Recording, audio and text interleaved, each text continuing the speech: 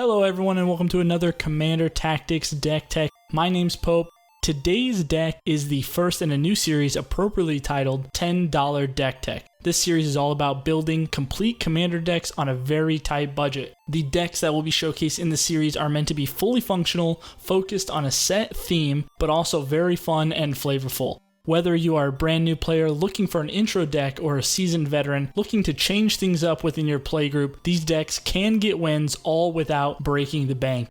But without any further ado, let's dive in. The deck that we'll be taking a look at today can be purchased in its entirety without basic lands though, for only $9.96 through TCGPlayer's cart optimization. And the commander of this deck will be the Sea Sailin' Booty Lovin' Admiral Beckett Brass. Admiral Beckett Brass is a 3/3 human pirate with a casting cost of 1 generic, a blue, a black, and a red, so Grixis colors. And Admiral Beckett reads, other pirates you control get +1/+1, so a pirate anthem. And at the beginning of your end step, gain control of target non-land permanent controlled by a player who has dealt combat damage by 3 or more pirates this turn. As you can imagine, we're going to be running a pirate tribal themed deck and try to get in with a few of our crew and commandeer our opponent's permanents. The crew we run in this deck are all going to have some kind of ETB effect, anthem, evasion, and much more. But what's a pirate without treasure? This deck offers a slew of cards that are going to create treasure tokens and help us ramp our way to a victory. And in order to fully optimize Admiral Beckett Brass,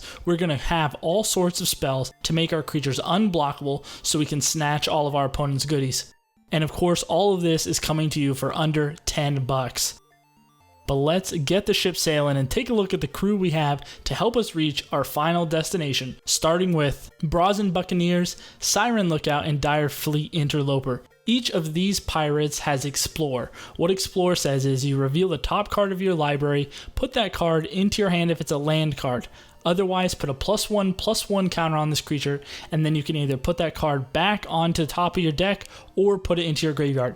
This is going to help us search through our deck, get rid of any basics late game, and help us ramp to make sure we're not missing any land drops. And as an added bonus, each one of them has a keyword of their own. Brazen Buccaneers comes with haste, Siren Lookout has flying, and Dire Fleet Interloper comes with menace. Each of these is going to help us swing in, get in for damage, and maybe steal a permanent from our opponents. Next up, we have 3 gold border pirates, Deadeye Brawler, Dire Fleet Captain, and Dire Fleet Neckbreaker. Deadeye Brawler, a great creature with Death Touch, good on the offense in case our opponent doesn't want to defend, but also able to defend if need be. Has Ascend, so if we have 10 permanents, we would get the City's Blessing, and also says whenever Deadeye Brawler deals combat damage to a player, if we have the City's Blessing, we get to draw a card.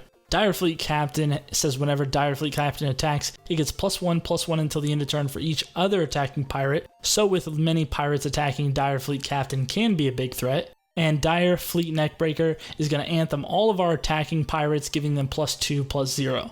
Then we have 2 raid pirates, Stormfleet Spy and Marauding Looter. Stormfleet Spy reads raid. Whenever Stormfleet Spy enters the battlefield, if you attacked with a creature this turn, you get to draw a card. And Marauding Looter says at the beginning of your end step, if you attacked with a creature this turn, you may draw a card. And if you do, you discard a card. Both of these are going to help us get through our deck and find the answers or the threats that we need. Then we have some enter the battlefield pirates with Deadeye Quartermaster, Fathom Fleet Cutthroat, and Forerunner of the Coalition. Deadeye Quartermaster is going to let us tutor up an equipment or vehicle card, put it into our hand, and shuffle our library. Fathom Fleet Cutthroat is going to destroy any target an opponent controls that was dealt damage this turn when it enters. And then Forerunner of the Coalition says whenever it enters the battlefield, you can search your library for any pirate card, reveal it, shuffle it, and put it on top. But also has the added bonus of whenever another pirate enters the battlefield under your control, it's going to ping each of our opponents for 1. And the last 2 pirates are Engrass Marauder and Lightning Rig Crew. Engrass Marauders is a 4/4 for 7 mana, so a little expensive. But it reads, if a source you control would deal damage to a permanent or player, it deals double that damage to that permanent or player instead. A super strong effect on a pirate body, what more could we ask for? And Lightning Rig Crew, although an 0/5, isn't a wall and isn't a defender, so with Admiral Beckett Brass on the field, it will be able to attack. But it says tap Lightning Crew, deal 1 damage to each opponent. Whenever you cast a pirate spell, untap Lightning Rig Crew. This can certainly add up as we're going to be casting lots of cheap pirates and we can deal lots of additional damage to our opponents. But every good crew needs a ship, and that is why we are going to be running Fell, Flagship, and Conqueror's Galleon. Not only are these two cards incredible flavor wins in my eyes, they are also great for our pirates. Fell Flagship gives all of our pirates +1/+0 just for being on the board, and whenever it deals combat damage to a player, that player discards a card. Although we don't really need to crew it, it does have a crew cost for 3 if we want to swing with it, but just having it on the field to buff all of our pirates is a big deal. And then we have Conqueror's Galleon that says whenever Conqueror's Galleon attacks, exile it at the end of combat, then return it to the battlefield transformed under your control.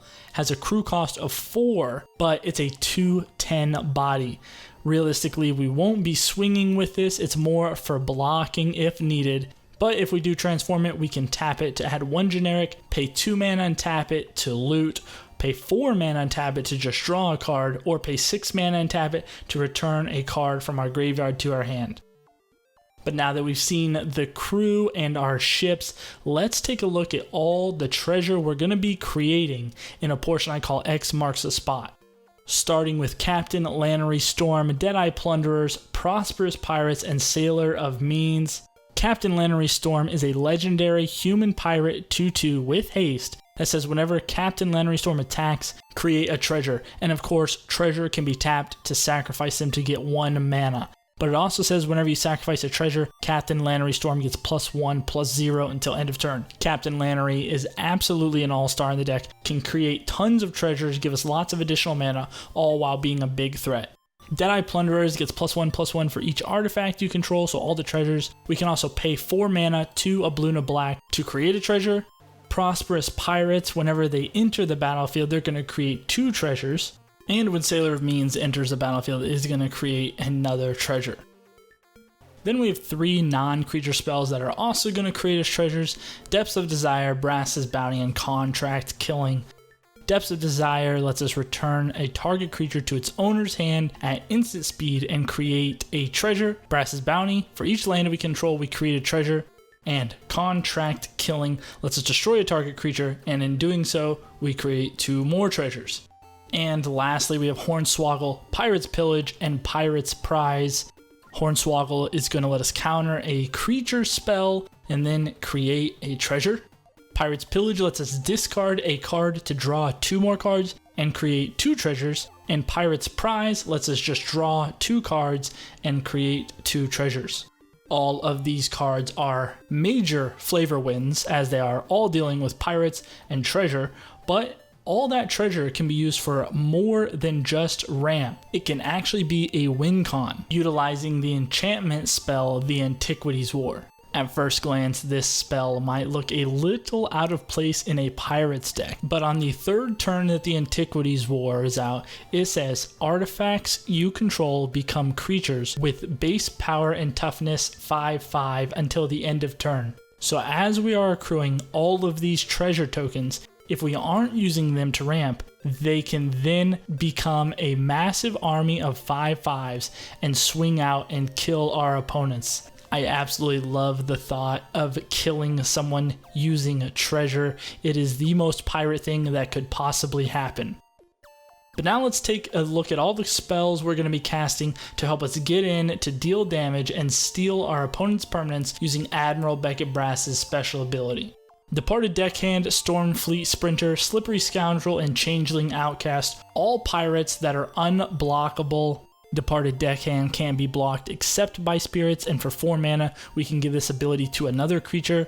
Stormfleet Sprinter simply has haste and can't be blocked at all. Slippery Scoundrel requires us to have the City's Blessing, but if we do, can't be blocked and has hexproof. And Changeling Outcast, although not technically a pirate, is a changeling, so it's every creature type, and it can't block, but also cannot be blocked. These 4 creatures can be hard to deal with, and if an opponent uses removal on such a small creature, that can really benefit us later.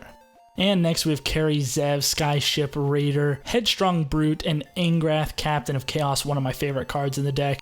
Kari Zev, Skyship Raider is a legendary human pirate, 1/3 for 1 and a red, reading First Strike and Menace. The Menace is very important. Whenever Karizev Skyship Raider attacks, create a legendary 2/1 red monkey creature token named Ragavan that's tapped and attacking. Exile the token at the end of the combat. Honestly, the monkey token isn't that big of a deal, but having that additional damage is nice. But the fact that Karizev has Menace and First Strike makes her tough to deal with, but also can get in and deal damage when we need to.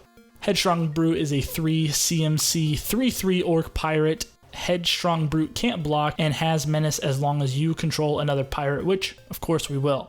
And Angrath, Captain of Chaos, gives all of our creatures we control Menace, and for -2 we can amass a 2/2 army. Giving all of our creatures Menace is a huge deal, as it makes blocking suboptimal for our opponents. We definitely want to protect Angrath as much as we can and try to keep his loyalty up as high as possible.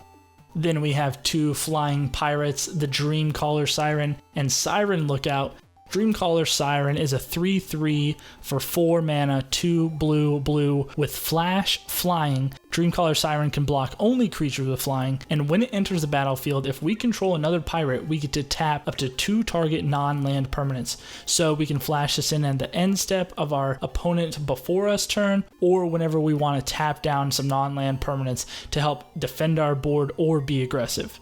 Siren Lookout was previewed earlier in the Explore section, but it is a flying pirate 1/2 for 3 mana, 2 and a blue, that when it enters the battlefield we get to explore, so it might come in with a +1/+1 counter, or let us filter through our deck. And then we have a few non-creature spells to help us get in and deal the damage with our pirates. Cosmotronic Wave, Open Into Wonder, and Teleportal. Cosmotronic Wave reads that it deals 1 damage to each creature your opponents control. Creatures your opponents control can't block this turn. One great thing that I did not realize at first with this deck is that with Cosmotronic Wave, even if your opponent has a way to flash in or instant speed in a creature, it doesn't matter, because the text says creatures your opponents control can't block this turn. It's a great card, great addition. Open Into Wonder says X target creatures can't be blocked with a casting cost of X, a blue, and a blue, and then until the end of the turn, those creatures gain, whenever this creature deals combat damage to a player, draw a card. So not only is this going to let us get in, deal damage with some pirates, it's also going to refill our hand. Really a 2-in-1 card, incredible value. And lastly, for a blue and a red, Teleportal lets us target a creature and give it +1/+0 until end of turn, and it can't be blocked. But for 3, a blue and a red, we can overload it at targeting all of our creatures, making them all unblockable and get +1/+0. This card can win games by itself if we're able to swing out with a big army, deal tons of damage. But now that we've seen most of the spells that are going to help keep this deck afloat, let's take a look at what else is inside the 99. This deck offers a great selection of removal and control, about 5 targeted removal, 3 counter spells, 3 to 4 board wipes, and honestly for under $10 this is a really great toolkit to help us remove threats and keep our creatures protected. Card draw in this deck also looking very good. We have about 9 to 10 card draw spells. I do want to make mention of one card on the screen, and that's Vance's Blasting Cannon. I found that this card by itself was able to net me 4, 5, 6 cards a game and turned out to be a real all-star. And our ramp package includes 5 rocks, the Lockets, a Grixis Obelisk, and Pillar of Origin to help us ramp out some pirates. But I do want to also mention all of the spells that let us create treasures are ramp spells. Even if it is temporary ramp, it is still going to enable us to cast those big spells early. And how are we going to win with this deck? Well, we can break it down into 2 categories. The first category is we're going to just win the game using Admiral Beckett Brass's stealing ability, Boneyard Parlay to bring out big monster creatures. Cards like Teleportal are going to let us swing in and deal tons of damage, and the Antiquities War to animate all of our treasures. But honestly, this deck is all about flavor, and we are going to win with tons of awesome cards like Dead Man's Chest, Brass's Bounty, Walk the Plank, and Fell Flagship to keep in pirate form and really just have a ton of fun with this deck. But that is going to do it for this pirate-filled commander deck.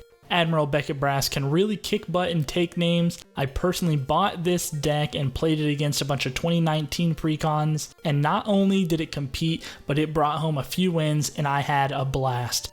I know for me in the world of EDH, I play against all types of players and deck levels, so having a deck that is a little less powerful has been a great addition. But if you enjoyed this content, make sure you hit that like button, and if you want to know when the next deck tech goes live, maybe consider subscribing. If you're a Twitter user, make sure to head over there and drop a follow at EDH Tactics. Thanks so much for watching, and we will see you guys in the next one.